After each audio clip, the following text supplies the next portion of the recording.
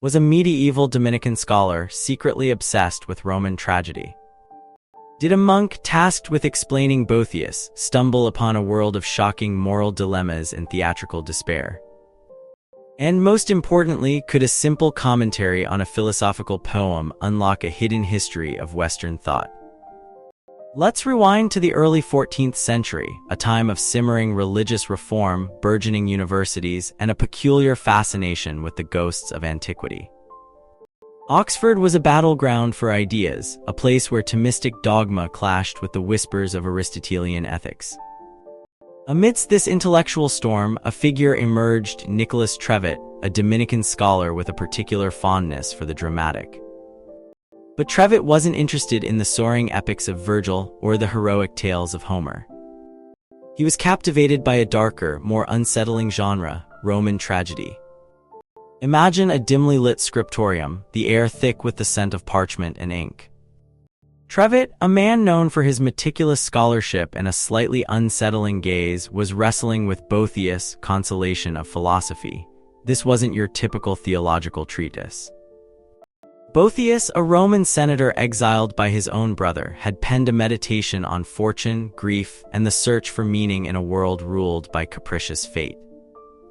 It was a story ripe for dissection, a tale begging for a new interpretation. Trevet's approach was unorthodox. He didn't simply explain Boethius' arguments, he performed them. He unearthed a lost commentary by Pseudo-Boethius, a collection of notes and reflections that hinted at a deeper, more unsettling understanding of the poem. And lurking within these notes was a surprising connection to Seneca, the Roman tragedian. Suddenly, the world of Boethius seemed to bleed into the world of Roman drama. Seneca, you see, was a controversial figure. In the 12th and 13th centuries, theologians like Augustine had condemned his plays as morally corrupting, arguing that they glorified vice and undermined Christian virtue. Augustine, in his City of God, accused Seneca of promoting superstition and indulging in sensationalism, but Trevet saw something different. He recognized that Seneca's tragedies, despite their bleak subject matter, offered a brutal, unflinching examination of human nature. He found his first clue in a letter penned by Seneca to Ausonius and Velletrensis, a correspondence that had circulated amongst medieval scholars. It was a strange, almost conspiratorial document, filled with cryptic references to allegorical and enigmatic tales. Trevet, ever the meticulous researcher, began to piece together the fragments, realizing that Seneca wasn't simply indulging in morbid fantasies. He was using tragedy as a tool for moral instruction, a way to expose the folly of human ambition and the inevitability of death. But here's where things get truly bizarre. Trevet discovered that Seneca's De Superstition, a treatise against superstition, had been a key source for Augustine's attack on poetic theology. Augustine, in his attempt to purify Christian thought, had dismissed poetry as a dangerous distraction, a seductive illusion that led people away from true faith. Trevet, however, argued that Augustine had gone too far, demonizing poetry entirely. He began to translate Seneca's arguments into the language of medieval drama. He saw that tragedy, with its focus on suffering, loss, and the triumph of fate, offered a profound commentary on the human condition. It wasn't about escaping reality, it was about confronting it head-on. Trevet argued that tragedy, unlike Augustine's more austere philosophy, could actually strengthen faith by forcing people to grapple with the darkest aspects of existence. His commentary on Boethius took on a distinctly theatrical quality. He described fortune as a capricious goddess, a relentless force that could bestow both blessings and curses with equal indifference. He used Seneca's imagery of masks and deception to illustrate the hidden motives of human behavior. And he argued that the only way to cope with the vagaries of fortune was to cultivate a stoic acceptance of whatever fate had in store. This wasn't a passive resignation, however. Trevet's stoicism was infused with a fierce sense of agency.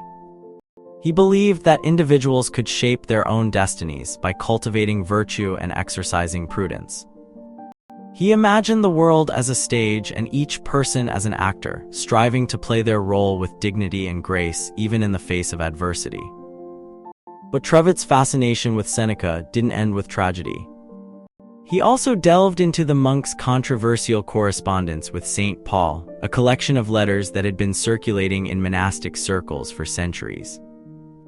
This correspondence, presented as a dialogue between Seneca and the apostle, offered a surprising glimpse into the intersection of pagan philosophy and Christian theology. Trevet saw in this correspondence a way to reconcile the seemingly irreconcilable, the world of Roman tragedy and the world of Christian faith. He argued that Seneca, despite his pagan beliefs, had possessed a profound understanding of human nature, a keen awareness of the limitations of human ambition, and a deep appreciation for the value of virtue. He even began to rewrite the Psalms, transforming them into a dramatic narrative, a series of poetic arrangements of historical events. He argued that the Psalms' true meaning wasn't to be found in their literal sense but in their artful arrangement, a deliberate manipulation of the historical record to convey a deeper spiritual truth. It was a radical departure from traditional interpretations, one that challenged the authority of the Church and questioned the very nature of biblical authority. His work on the Psalms was met with resistance. Some Dominican scholars accused him of heresy, of distorting scripture and undermining the teachings of the Church, but Trevet remained undeterred. He believed that he was simply uncovering a hidden truth, a deeper understanding of the human condition that had been obscured by centuries of theological dogma.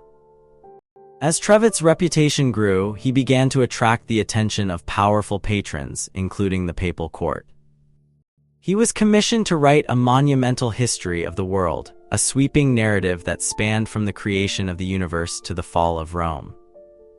This Historia, a sprawling work of over 600 pages, became Trevet's magnum opus, a testament to his scholarship, his imagination, and his unwavering belief in the power of human reason.